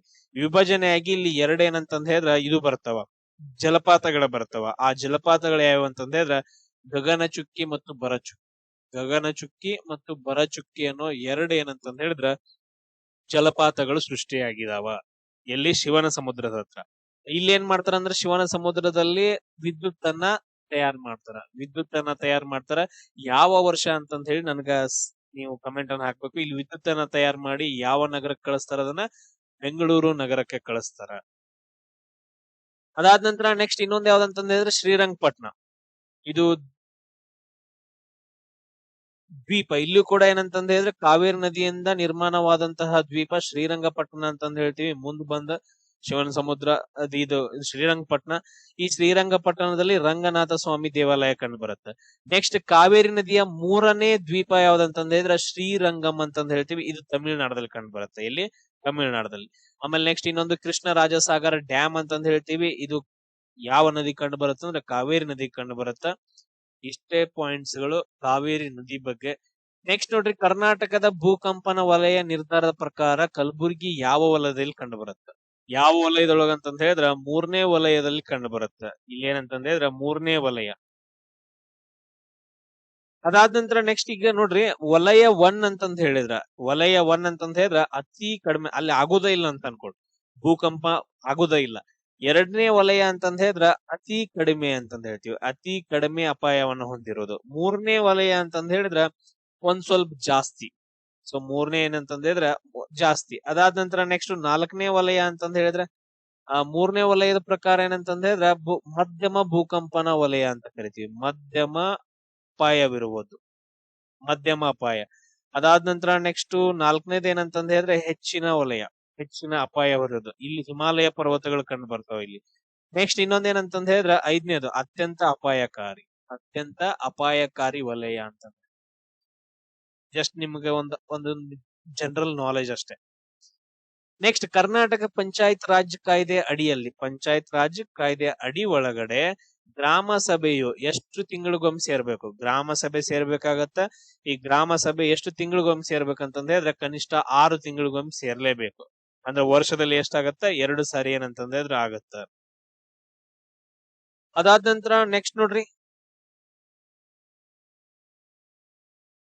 ಇನ್ನೊಂದು ಬರುತ್ತೆ ನೋಡ್ರಿ. ಇನ್ನೊಂದ್ ನಾನ್ ನಿಮ್ಗೊಂದು ಕ್ವಶನ್ ಹೇಳ್ತೀನಿ ಇಲ್ಲೇ, ಈಗ ನೆನ್ಪಿಟ್ಕೊಡ್ರಿ. ವಿಪತ್ತು ನಿರ್ವಹಣಾ ಪ್ರಾಧಿಕಾರ ಬರುತ್ತೆ. ವಿಪತ್ತು ನಿರ್ವಹಣಾ ಪ್ರಾಧಿಕಾರ ಬರುತ್ತೆ. ಇವರು ಕೂಡ ಏನಂತಂದ್ರೆ ಕನಿಷ್ಠ ಸಭೆಗಳನ್ನ ಸೇರ್ಬೇಕಾಗತ್ತ. ಇವ್ರು ಏನಂತಂದ್ರೆ ಪ್ರತಿ 3 ತಿಂಗಳಿಗೊಮ್ಮೆ ಸಭೆಯನ್ನ ಸೇರ್ಬೇಕಾಗತ್ತ. ವಿಪತ್ತು ನಿರ್ವಹಣಾ ಪ್ರಾಧಿಕಾರದವರು 3 ತಿಂಗಳಿಗೊಂದ್ಸರಿ. ಅದಾದ ನಂತರ ನೆಕ್ಸ್ಟ್ ನೋಡ್ರಿ, ಸ್ಥಳೀಯ ಸಂಸ್ಥೆಗಳಿಗಾಗಿ ರಾಜ್ಯ ಚುನಾವಣಾ ಆಯೋಗವು ಯಾವ ವಿಧಿಯೊಳಗೆ ಬರುತ್ತೆ? 243 ಕೆ ಒಳಗಡೆ, ಪಂಚಾಯತಿ ಬಗ್ಗೆ 243 ಕೆ ಒಳಗಡೆ ರಾಜ್ಯ ಚುನಾವಣಾ ಆಯೋಗ ಏನ್ ಮಾಡತ್ತಂದ್ರ ಸ್ಥಳೀಯ ಸಂಸ್ಥೆಗಳಿಗಾಗಿ ಚುನಾವಣೆಯನ್ನ ಮಾಡುತ್ತೆ. ಇದರ ಕಾರ್ಯಗಳು ಯಾವುದಕ್ಕೆ ಸಂಬಂಧಪಟ್ಟಿದಾವು ಅಂತಂದೇಳಿ, ಯಾವುದಕ್ಕೆ ಸಂಬಂಧಪಟ್ಟಿದಾವು ಇವತ್ತು ಕಾರ್ಯಗಳು? ಭಾರತೀಯ ಚುನಾವಣಾ ಆಯೋಗ, ಇಲೆಕ್ಷನ್ ಕಮಿಷನ್ ಆಫ್ ಇಂಡಿಯಾದ ಹೆಂಗ್ ಕಾರ್ಯಗಳು ಬರ್ತಾವಲ್ಲ, ಸೇಮ್ ಕಾರ್ಯಗಳನ್ನ ರಾಜ್ಯ ಚುನಾವಣೆ ಆಯೋಗ ಸ್ಥಳೀಯ ಸಂಸ್ಥೆಗಳ ಚುನಾವಣೆಗೆ ಜವಾಬ್ದಾರಿಯನ್ನ ಹೊರತ್ತಂತಂದೇಳಿ. ಈಗ ನೋಡ್ರಿ, ಈ ತರ ಕ್ವಶನ್ಸ್ ಗಳನ್ನ ಕೊಟ್ಟು ಒಂದ್ ಎಕ್ಸ್ಪ್ಲನೇಷನ್ ಕೊಟ್ಟು ಬ್ರಕೆಟ್ ಒಳಗಡೆ ಏನಾದ್ರು ಇಂಗ್ಲಿಷ್ ಅಲ್ಲಿ ಕೊಟ್ಟಿದ ಅಂತ ಹೇಳಿದ್ರ 99% ಅದ ಆನ್ಸರ್, ಕಣ್ಮುಚ್ಚ ಆನ್ಸರ್ ಹಾಕ್ಬಿಡ್ರಿ. ಈ ತರ ಕ್ವಶನ್ಸ್ ಗಳನ್ನ ಕೊಟ್ಬಿಟ್ಟು ಆಮೇಲೆ ನೆಕ್ಸ್ಟ್ ಏನಾದ್ರು ಬ್ರಕೆಟ್ ಒಳಗಡೆ ಎಲ್ಲಾದ್ರೂ ಇಂಗ್ಲಿಷ್ ನ ಕೊಟ್ಟಿದ್ದ ಆ ಆಪ್ಷನ್ ಮುಂದೆ ಏನಂತಂದ್ರೆ ಅದು 99% ಕರೆಕ್ಟ್ ಆಗಿರೋ ಆಪ್ಷನ್ ಆಗಿರುತ್ತೆ. ನೆಕ್ಸ್ಟ್ ನೋಡ್ರಿ, CAG controller and auditor general ಅಂತಂದ್ ಹೇಳಿ ಬರುತ್ತಾ. ಆರ್ಟಿಕಲ್ 148 ಪ್ರಕಾರ ಲೆಕ್ಕ ಪರಿಶೋಧನೆಗೋಸ್ಕರ ಒಬ್ರು ಅಧಿಕಾರಿಗಳು ಬೇಕು, ಕಂಟ್ರೋಲರ್ ಅಂಡ್ ಆಡಿಟರ್ ಜನರಲ್ ಅಂತಂದ್ ಹೇಳ್ತೀವಿ, ಆರ್ಟಿಕಲ್ 148. ಆಮೇಲೆ ಅಟಾರ್ನಿ ಜನರಲ್ ಬರ್ತಾರ, ಮೊದಲ ಕಾನೂನು ಸದಸ್ಯರು ಇವರು ಅಟಾರ್ನಿ ಜನರಲ್, ಆರ್ಟಿಕಲ್ 76. ಇವರಿಬ್ಬರನ್ನು ಯಾರು ನೇಮಕ ಮಾಡ್ತಾರ ಅಂದ್ರ ಪ್ರೆಸಿಡೆಂಟ್ ಅವ್ರು ನೇಮಕ ಮಾಡ್ತಾರ. ಆಮೇಲೆ ಇಲೆಕ್ಷನ್ ಕಮಿಷನ್ ಒಳಗಡೆ 3 ಆಯುಕ್ತರು ಬರ್ತಾರ, ಒಬ್ರು ಚೀಫ್ ಇಲೆಕ್ಷನ್ ಕಮಿಷನರ್ ಅಂತಂದ್ ಹೇಳಿ, ಆಮೇಲೆ ನೆಕ್ಸ್ಟ್ ಇನ್ನಿಬ್ರು ಏನಂದ್ರ ನಾರ್ಮಲ್ ಇಲೆಕ್ಷನ್ ಕಮಿಷನರ್ಸ್. ಅವ್ರು ಯಾರ್ಯಾರು ಅಂತಂದ್ ಹೇಳಿ ಒಂದು ನೋಡ್ಕೊಳ್ರಿ, ಯಾಕಂತಂದ್ ಹೇಳಿದ್ರೆ ಅದು ಕರೆಂಟ್ ಅಫೇರ್ಸ್ ಒಳಗಡೆ ಬರುವಂತದ್ದು. 3 ಇಲೆಕ್ಷನ್ ಕಮಿಷನರ್ ಆಫೀಸರ್ಸ್ ಗಳು ಬರ್ತಾರೆ. ನೆಕ್ಸ್ಟ್ ನೋಡ್ರಿ, ರಾಜ್ಯ ವಿಪತ್ತು ನಿರ್ವಹಣಾ ಪ್ರಾಧಿಕಾರವು SDMA ಅಂತಂದ್ ಹೇಳ್ತೀವಿ, ಮುಖ್ಯಮಂತ್ರಿಗಳನ್ನ ಹೊರತುಪಡಿಸಿ ಪದ ನಿಮಿತ್ತ ಎಷ್ಟು ಸದಸ್ಯರನ್ನ ಹೊಂದೈತಿ ಅಂತಂದ್ ಹೇಳಿ. ಯಾವ್ದು? ರಾಜ್ಯ ವಿಪತ್ತು ನಿರ್ವಹಣಾ, ಒಬ್ರು CM ಇರ್ತಾರ, ಅವ್ರ ಆದ ನಂತರ ನೆಕ್ಸ್ಟ್ ಉಳ್ದವ್ರು ಎಷ್ಟು ಜನ ಅಂತಂದ್ರೆ 9 ಜನ ಸದಸ್ಯರು ಬರ್ತಾರ. ಇದ್ರಲ್ಲಿ ಎಷ್ಟು ಜನ ಬರ್ತಾರ ಅಂತಂದ್ರೆ ಎಕ್ಸ್ ಆಫೀಸಿಯೋ ಸದಸ್ಯರು ಎಷ್ಟಿರ್ತಾರ ಅಂದ್ರೆ 9 ಜನ ಇರ್ತಾರ. ಇದರಲ್ಲಿ ಹಿರಿಯ ಅಧಿಕಾರಿಗಳು, IAS KS ಹಿರಿಯ ಅಧಿಕಾರಿಗಳು ಇರ್ತಾರ. ಇದರಲ್ಲಿ ರಾಜ್ಯದ ವಿಪತ್ತನ್ನ ತೆಗಿಸೋಕೆ ಇವರು ಯೋಜನೆಗಳನ್ನ ತಗೊಂತಾರ. ಆಮೇಲೆ ಆಗ್ಲೇ ಹೇಳಿದ್ನಲ್ಲ, ಎಷ್ಟು ತಿಂಗಳಿಗೊಮ್ಮೆ? 3 ತಿಂಗಳಿಗೊಮ್ಮೆ ಕಂಪಲ್ಸರಿ ಇವ್ರ ಸಭೆಯನ್ನ ಸೇರ್ಲೇಬೇಕಾಗತ್ತೆ. ನೆಕ್ಸ್ಟ್ ನೋಡ್ರಿ, ಕರ್ನಾಟಕ ವಿಧಾನ ಪರಿಷತ್ತಿನ ಸದಸ್ಯರ ಅವಧಿ ಎಷ್ಟಿರುತ್ತೆ ಅಂತಂದ್ರೆ, ಇದನ್ನ ನಾವು ಶಾಶ್ವತ ಸಂಸ್ಥೆ ಅಂತ ಹೇಳಿ ಕರಿತೀವಿ ವಿಧಾನ ಪರಿಷತ್ತನ್ನ, ಬಟ್ ಅದ್ರಲ್ಲಿ ಅವಧಿಯನ್ನ ಕೇಳಿದ್ರ ಎಷ್ಟಂತಂದ್ ಹೇಳಿದ್ರ 6 ವರ್ಷ. ಎಷ್ಟಿರತ್ತ ಅಂತಂದ್ ಹೇಳಿದ್ರ 6 ವರ್ಷ ಇರುತ್ತ.